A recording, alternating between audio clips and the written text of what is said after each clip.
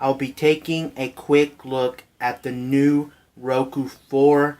Now, right off the bat, you will notice the Roku 4 is bigger than any of the current Roku boxes on the market. Now, if I compare it to the previous model, the Roku 3, you will see how much bigger the Roku 4 is compared to the 3.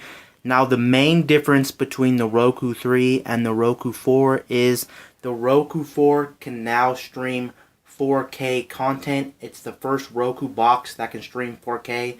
So if you have a 4K television, you can now stream 4K content.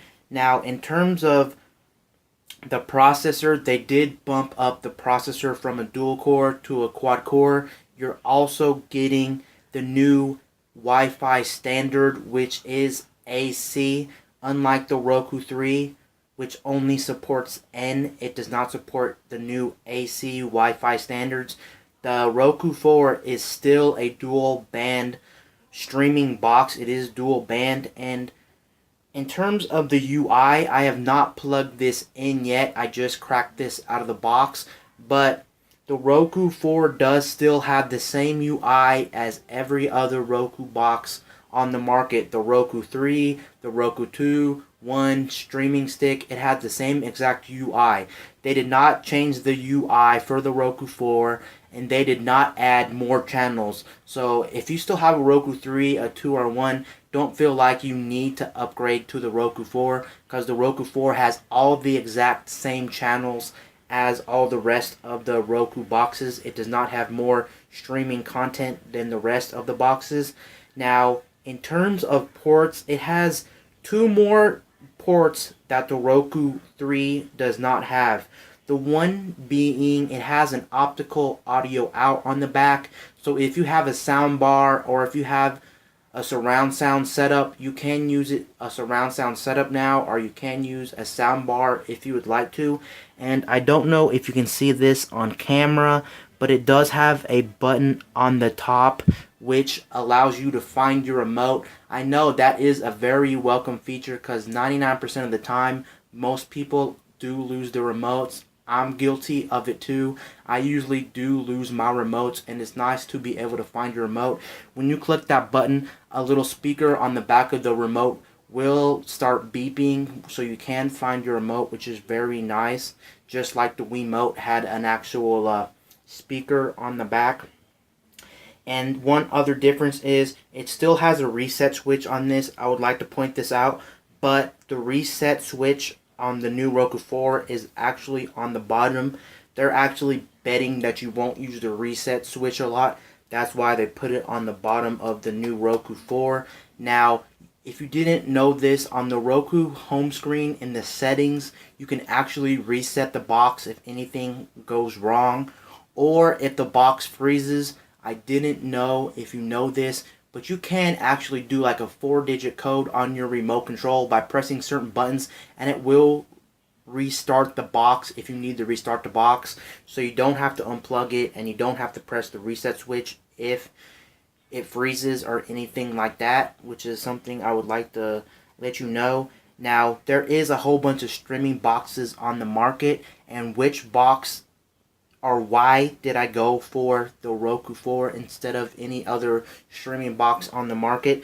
The main reason I went with the Roku 4 is because I'm a longtime Roku user. I've actually been using the Roku products since 2010. If you look on my channel, you will see some other Roku content on my channel. That's because I really do love Roku as a whole. It's a nice company, and they do make nice streaming boxes.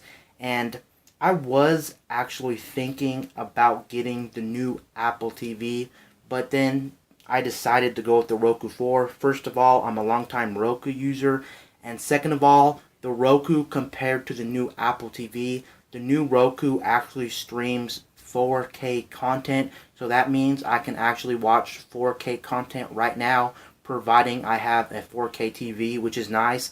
And even if you don't have a 4K TV, it's still nice to know you have 4K in your box, so you don't have to run out and buy a new set-top box. You're already covered when you do get a 4K television, which is nice. And another big thing I love about the Roku 3, which I probably cannot let go of, the Roku boxes have a built-on headphone jack on the remote. And believe it or not, I use that 9 times out of 10 because I don't want people listening to what I'm watching. And I do a lot of my watching at nighttime, so I don't want to disturb people when I'm actually watching a TV show or a movie. It's nice to just plug in headphones to the remote control and just sit back and listen without disturbing anyone. Now, I know a lot of the other set-top boxes on the market actually play games.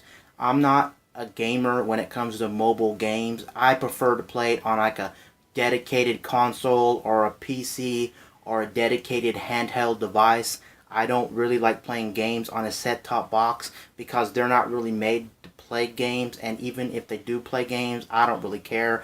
My main purpose of a streaming box is to stream all my media, my videos, my music, and all that to a big screen. I don't need those, so I don't really care if the new Apple TV plays games like Jetpack Joyride, Crossy Roads, and things like that. I just want to stream my videos, music, and other things to the TV. So that's another reason I went with the Roku 4.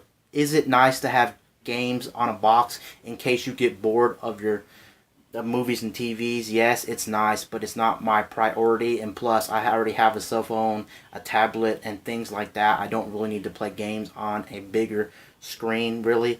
One nice thing the Roku 4 has that I forgot to mention is if you've never upgraded your Roku 3 to the latest Roku 3 that came out this year, you will know that the new Roku remote has a microphone on it, just like the new Apple TV and the Amazon Fire TV. It has a microphone on it, so you can say, find Family Guy, find Walking Dead, find whatever movie you're looking for, and it'll find the movie you're looking for without you having to peck with the keyboard, with the D-pad on the remote control, which is very nice. They finally caught up to most streaming boxes, because most streaming boxes on the market now already have a microphone built on the remote control, which is a nice feature they did add. Now, before I head out of here, I would actually like to show you the ports on the back of the box. And in terms of weight between these two, of course, this one is heavier and this one is a little bit lighter. I did forget to mention one other thing the Roku 4 has. The Roku 4 has something that's kind of a con in most people's eyes. I will admit it is a con. Now, the Roku 4 actually has a fan inside of the box. I don't know how loud the fan is going to be when it's running. It shouldn't be as loud as like a PC or a gaming console, but a lot of people were complaining that I have read it was kind of noisy and it bugged them when they're watching a TV show or a movie. I don't know what it sounds like since I've never plugged this box in. I will be plugging this Roku 4 in right after this video, so I will be able to tell how loud it is. And I will be doing my full review in the upcoming days, so if you are wondering my personal experience with it and if I'm going to keep it and whatnot, I will be doing my full Roku 4 review in the upcoming days. Back to the weight of this, it's not that bad, especially since you're probably going to throw this up on your entertainment system, or you're going to throw it next to your TV. And let's be honest, you're probably never going to touch this thing until it breaks. Let's be honest. So there's really no need for it to be super thin, super light, super compact. This size, it is bigger than the Roku 3, but it really doesn't bother me since you're never probably going to touch this box until it breaks once you throw it up on your entertainment system.